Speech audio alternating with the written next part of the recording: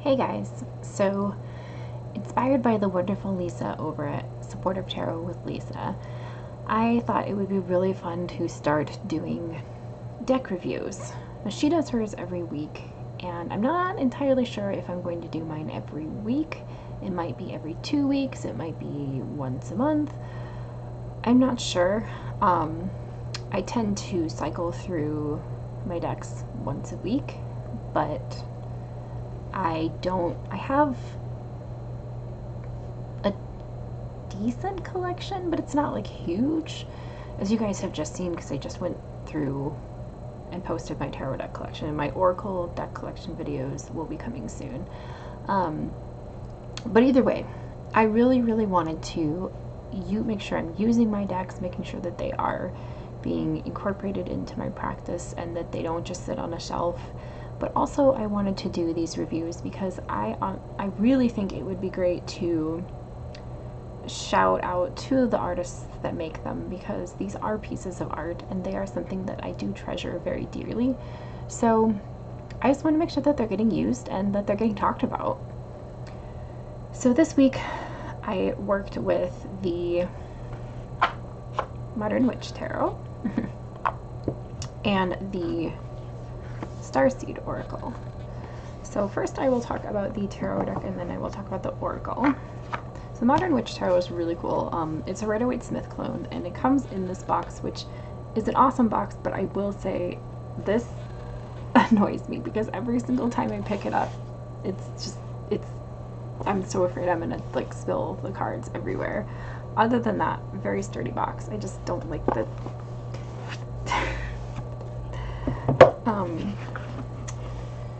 so it does come with 2 extra cards.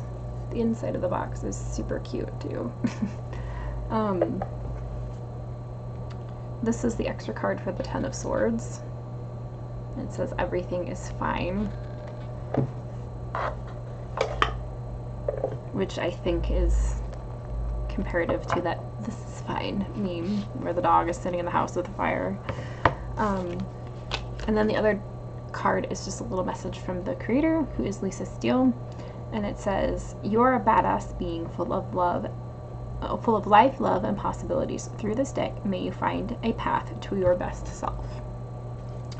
Now, the one thing I've noticed about this deck is that it has quite a bit of the personality for sure. These are the backs. I don't know how well that is being picked up because there is a glare. These cards are glossy, so yeah. But it's basically Rider-Waite-Smith reimagined with a modern touch, and I had done a video where I talked about this deck.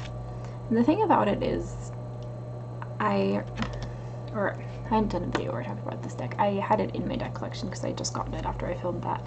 But I was a little bit apprehensive to purchase a deck that was a little bit more modern. The only other deck that I have that's more modern is Lightseers. So every other deck I have isn't really this modern, but I do like the fact that it's a kind of a Rider-Waite-Smith clone reimagined, and I found it really easy to work with. The other thing about this deck is that it has quite a personality to it for sure. And I found it really kind of fun and self-empowering. It's definitely one of those decks that isn't afraid to pack a punch. But the guidebook is here, and it's this cute little hardcover guidebook. And there is a lot in here. And I don't know, she kind of did her own interpretations, or her own perspective, I should say, of the cards. Obviously it doesn't differ from the traditional meanings, but it's really kind of in her own words. And I do really like the kind of attitude that she has in most of her meanings. I really enjoyed that. It's kind of like I found this deck to be very empowering. There are some spreads in the back, and a lot of them have to do with witchcraft. Like there's one that I tried last night called the 4 Powers, and it is, this spread can be read in several ways, but we'll start with the simplest. It's a Its perspective is of the present and into the future. Have a clear idea of how far ahead you're looking before shuffling. And then it has 6 positions, which is just the path, what lies across, to know, to dare, to will, to be silent. And I really enjoyed that spread. There's another one that she has called the Inner Wheel, and it's all about the Wheel of the Year. And it kind of goes along with the energy of each Sabbat in a very personal way, which I thought was really cool. And then I just can't get over how cute this is. So I actually really enjoyed this deck, I think, more than I honestly thought that I would. This was one that I was like, I'm interested in it, but I just don't know how much I will like it. But it really surprised me, and I really enjoyed it quite a bit. So that is the Modern Witch Tarot. And I cannot put things away right now. I'm probably going to throw cards everywhere, especially with this next deck. Because, once again, I picked 2 decks where the boxes are very similar in how bizarre they are.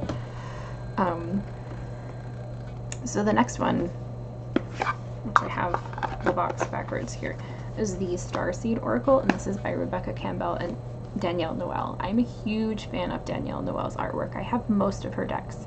I think the only one I don't have is the Yoga Oracle, because I just wasn't terribly interested in it. It's beautiful though, but I couldn't see myself really using it in a functional way, so I didn't think about purchasing it. But I have their other deck, which is called Work Your Light, which is the one that these two, this author Rebecca Campbell and the artist Danielle Noel had done together.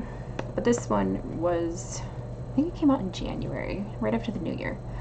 This is a really cool deck. Again, not super big on the box. The box has a specific purpose where you're supposed to use this part to lay your cards out in spreads, and it's a great idea, but honestly, I don't see myself really using it for that purpose, so more often than not, I'm just fumbling with the box frequently, and I don't really care for that part of it. But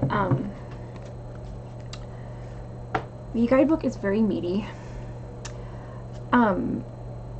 My one thing is that, for me personally, Rebecca Campbell's writing can be a little too new agey for me.